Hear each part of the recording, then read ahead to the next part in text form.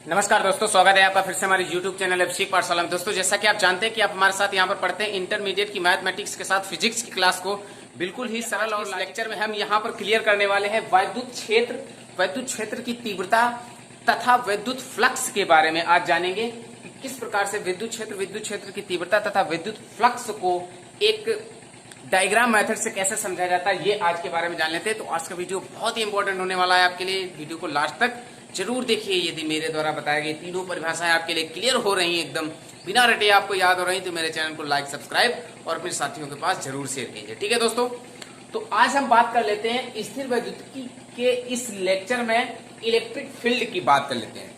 देखिए, electric field क्या होता है, पहले इसे एक फिगर के माध्यम से समझेंगे, उसके बाद हम इसकी डिफिनेशन को क्लियर करते हैं। ठीक है, देखिए, मान लेते हैं कि कोई एक ये बिंदु आवेश रखा हुआ है। ठीक है, कहीं पर ये कोई बिंदु आवेश रखा हुआ है। अच्छा, इस बिंदु आवेश के चारों ओर एक ऐसा क्षेत्र होगा। ठीक है, इस बिंदु आवेश के चारों ओर एक ऐसा क्षेत्र होगा जहां पर किसी अन्य आवेश को हम जब इसके पास लाएंगे तो ये उस पर बल लगाएगा। ठीक है दोस्तों, यानी ये एक ऐसा बिंदु आवेश ही रखा गया है। इस बिंदु आवेश के समीप में हम एक ऐसा दूसरा आवेश लाएंगे जो इस पर बल लगाएगा। क्यों बल लगाएगा? क्योंकि एक आवेश दूसरे आवेश पे बल तभी लगाता है जब वो दूसरा आवेश उस पहले आवेश के वैद्युत उसके एरिया में हो, उसके कंट्रोल में हो। तो यहां पर कहने का मतलब है, यदि हम कोई बिंदु आवेश दूसरा Q1 ले लेते हैं तो ये बिंदु आवेश इस बिंदु आवेश पर या ये बिंदु आवेश इस बिंदु आवेश पर कोई बल नहीं लगाएगा। क्यों? क्योंकि ये जो बिंदु आवेश है ये इस बिंदु आवेश की हद से बाहर है। ठीक है, इसकी लिमिट से बाहर है, इसके सर्कल से बाहर है।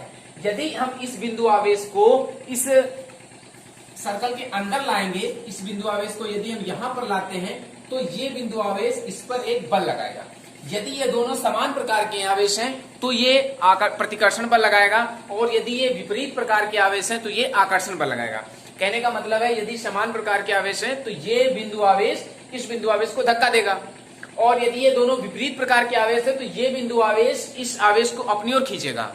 ठीक है दोस्तों, तो चलिए इसको छोड़ते, मान लेते हैं कि एक चुंबक 2 मीटर की दूरी पर रखी हुई है, एक चुंबक यहाँ पे रखी हुई है। ठीक है, एक चुंबक ये रखी हुई है, एक चुंबक यहाँ पे रखी हुई है। तो ये चुंबक इस चुंबक से लिमिट से बाहर है।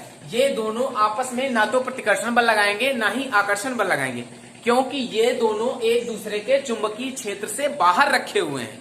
ठीक है, ये दोनों चुंबकीय क्षेत्र के बाहर रखे हुए हैं। यदि इस चुंबक को हटाकर हम इसके समीप लाते हैं यहाँ पर, तो ये दोनों आपस में प्रतिकर्षण करेंगे या आकर्षण करेंगे। यदि समान ध्रुव हैं तो प्रतिकर्षण करेंगे, और यदि असमान ध्रुव हैं तो आकर्षण करेंगे। तो इसका मतलब है कि ये चुंबक इस चुंबक के चुंबकीय क्षेत्र में आ चुका है। उसी प्रकार से ये आवेश इस आवेश के जब सर्कल के अंदर आएगा तो इसके मतलब ये है, जब ये आवेश इस आवेश पर प्रतिकर्षण या आकर्षण बल लगाएगा तो इसका मतलब है ये आवेश इस आवेश के कंट्रोल में या लिमिट्स में या उसके सर्कल में आ चुका है। तो बस इसी बात को हमें क्लियर करना है वैद्युत क्षेत्र में। ठीक है, इसी बात को क्लियर करना है। क्या लिखेंगे यहाँ पर? विद्युत क्षेत्र की परिभाषा को क्या क्लियर करेंगे?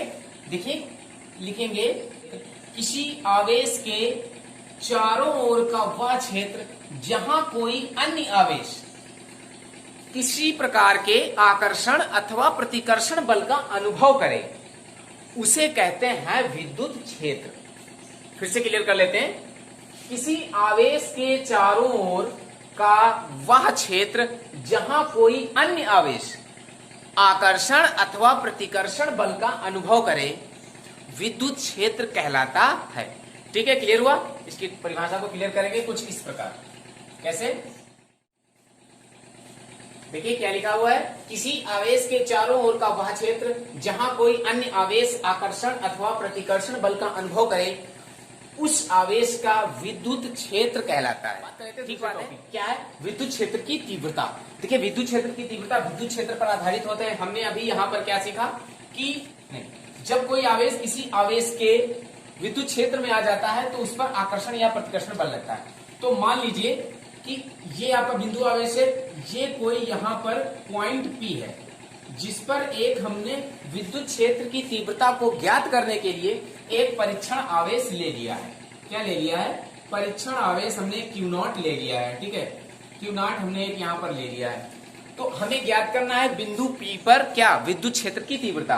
तो विद्युत क्षेत्र की तीव्रता को कैसे ज्ञात करेंगे, इस बिंदु P पर जो परीक्षण आवेश क्यू नॉट है ये इसके द्वारा या तो आकर्षित किया जाएगा या प्रतिकर्षित किया जाएगा। यदि वो ये समान आकार के हैं तो प्रतिकर्षित होंगे, और यदि ये विपरीत चिन्हों के हैं, समान चिन्हों के हो या विपरीत चिन्हों के हो, तो ये एक दूसरे को आकर्षित करेंगे, ठीक है। तो कहने का मतलब है कि ये बिंदु आवेश इस बिंदु आवेश पर बल लगाता है। क्या लगाता है, बल लगाता है। ये बिंदु आवेश, ये बिंदु आवेश इस बिंदु आवेश पर क्या लगाता है, बल लगाता है, ठीक है। कैसा बल लगाता है, या तो आकर्षण लगाता है या प्रतिकर्षण लगाता है, ठीक है, ठीक बात है। तो ये बिंदु आवेश इस बिंदु आवेश पर क्या लगाता है, बल लगाता है। तो देखिए कैसे डिफाइन करेंगे इसकी वैद्युत क्षेत्र की तीव्रता को। वैद्युत क्षेत्र की तीव्रता को लिखते हैं ई से। ई बराबर यहां पर होगा F/Q0, यानी इसके कहने का मतलब है, इस फार्मूले के कहने का मतलब है कि विद्युत क्षेत्र में रखे, ठीक है, विद्युत क्षेत्र में रखे परीक्षण आवेश पर किसी बिंदु आवेश से लगने वाले बल, विद्युत क्षेत्र में रखे परीक्षण आवेश पर किसी बिंदु आवेश से लगने वाले बल तथा परीक्षण आवेश के अनुपात को विद्युत क्षेत्र की तीव्रता कहते हैं। इसे न्यूटन प्रति कूलम, ये इसका मात्रक है, न्यूटन प्रति कूलम, ठीक है। E बराबर F/Q0। विद्युत क्षेत्र की तीव्रता की परिभाषा क्या होगी कि किसी विद्युत क्षेत्र में किसी आवेश द्वारा, ऐसे कह सकते हो, किसी परीक्षण आवेश पर लगाए गए बल तथा परीक्षण आवेश के अनुपात को उस पृष्ठ पर विद्युत क्षेत्र की तीव्रता कहते हैं। उस क्षेत्र में विद्युत क्षेत्र की तीव्रता कहते हैं, ठीक है। इसका लॉजिक क्या है, इसका लॉजिक समझ लेते हैं। देखिए यहां पर Q0 ने कितना बल लगाया है, Q0 पर इन्होंने कितना बल लगाया है, F बल लगाया है, ठीक है। Q0 पर इन्होंने कितना बल लगाया है, इन भाई साहब ने इस पर कितना बल लगाया है, F लगाया है। तो यदि ये प्रति कूलम निकाला जाए, एक पर कितना बल लगाएंगे, F/Q0, तो बस यही F/Q0 ही तुम्हारी है विद्युत क्षेत्र की तीव्रता। क्या है, विद्युत क्षेत्र की तीव्रता, ठीक है। अच्छा, यहाँ पर विद्युत क्षेत्र की तीव्रता की विमा को हम क्लियर कर लेते हैं। देखिए विमा क्या होगी, यहाँ पर होगी F की विमा, E की विमा निकालना है, F की विमा बटे Q0 की विमा। तो देखिए F होता है तुम्हारा बल की विमा, और Q0 तुम्हारा परीक्षण आवेश है, तो आवेश की विमा यहां पर लगेगी, ठीक है, ठीक बात है। तो देखिए बल की विमा होती है ML/T−2, आवेश की विमा होती है AT ये। तो देखिए ये क्या बनेगा, ये बनेगा ML/T−2, A ऊपर जाएगा इनवर्स बनेगा, T ऊपर जाएगा इनवर्स बनेगा, तो ये बन जाएगा ML/T−3 213 हो जाएगा, और A इनवर्स, ठीक है। ये आपकी निकलेगी विद्युत क्षेत्र की विमा, ML/T−3 A इनवर्स 1, ठीक है। ये होगी विद्युत क्षेत्र की विमा। अब विद्युत क्षेत्र की परिभाषा को यहाँ पर डिफाइन कर लेंगे। परिभाषा, विद्युत क्षेत्र में किसी बिंदु पर रखे, विद्युत क्षेत्र में किसी बिंदु P पर रखे परीक्षण आवेश Q0 पर लगने वाले वैद्युत बल, इस पर लगने वाले वैद्युत बल यानी F तथा परीक्षण आवेश के अनुपात, यानी ये F और इसके परीक्षण आवेश Q0 इसका अनुपात है, उस बिंदु की विद्युत क्षेत्र की तीव्रता कहलाती है, ठीक है। E = F/Q0, मात्र न्यूटन प्रति कूलम, इसकी विमा हमने निकाली है। अब यहां पर बात कर लेते हैं वैद्युत फ्लक्स की, इलेक्ट्रिक फ्लक्स। क्या करेंगे, देखिए इलेक्ट्रिक फ्लक्स को सबसे पहले हम यहां पर क्लियर करेंगे फिगर के माध्यम से, उसके बाद डेफिनेशन को क्लियर करेंगे, ठीक है। देखिए मान लीजिए यहां पर हमने एक पृष्ठ बनाया ऐसे, ठीक बात है, इससे लंबवत जा रहा है वैद्युत क्षेत्र,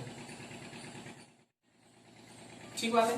तो यहां पर जो वैद्युत फ्लक्स होगा वो होगा इस पृष्ठ पर अधिकतम, वैद्युत फ्लक्स सबसे ज्यादा होगा यहां पर। अब आप समझेंगे कि वैद्युत फ्लक्स आखिर है क्या। वैद्युत फ्लक्स होता है किसी भी बंद पृष्ठ से गुजरने वाली वैद्युत बल रेखाओं की संख्या, ठीक बात है। किसी पृष्ठ से गुजरने वाली वैद्युत बल रेखाओं की संख्या को कहते हैं वैद्युत फ्लक्स। तो यहां पर वैद्युत फ्लक्स होगा अधिकतम, यदि हम इस आकृति को ऐसे बनाएं तो यहां से कितना फ्लक्स गुजरेगा, यहां से फ्लक्स गुजरेगा न्यूनतम। यहां पर वैद्युत फ्लक्स कितना होगा, यहां पर होगा न्यूनतम वैद्युत फ्लक्स। क्या होगा कि हमने यहां पर एक सैंपल इसका करवा रहे हैं, क्लियर करवा रहे हैं इस प्रोजेक्ट के माध्यम से। देखिए मान लीजिए ये आपने एक पृष्ठ ले लिया ऐसे, ठीक है, इस पृष्ठ को ले लिया और इस पृष्ठ से वैद्युत पृष्ठ ऐसे है आपका, इससे ये वैद्युत बल रेखाएं जा रही हैं। कैसे जा रही हैं, पृष्ठ के लंबवत जा रही हैं, ठीक है।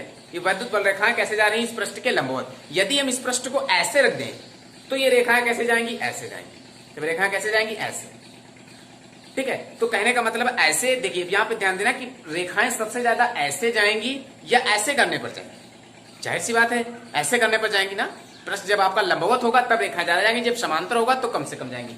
वही बात है यहाँ पर कि वैद्युत फ्लक्स इस पर सबसे अधिकतम होगा और इस पर न्यूनतम होगा, ठीक बात है। तो यही बात आपको क्लियर करानी है यहाँ पर कि वैद्युत फ्लक्स होता क्या है। इसको फिगर के माध्यम से देख लिया गया, इसे फाई से व्यक्त करते हैं।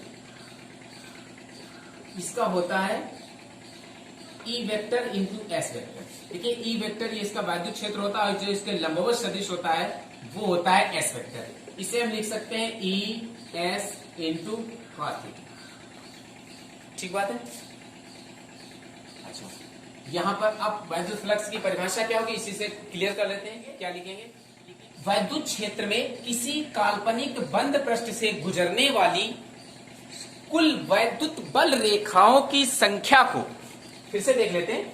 देखिए किसी वैद्युत क्षेत्र में किसी बंद पृष्ठ से गुजरने वाली कुल वैद्युत बल रेखाओं की संख्या को उस पृष्ठ का वैद्युत फ्लक्स कहते हैं।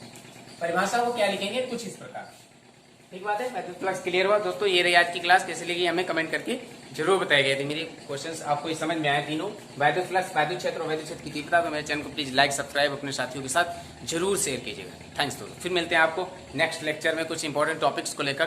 तब तक के लिए पढ़ते रहे हमारा यूट्यूब चैनल अभिषेक पाठशाला। थैंक्स।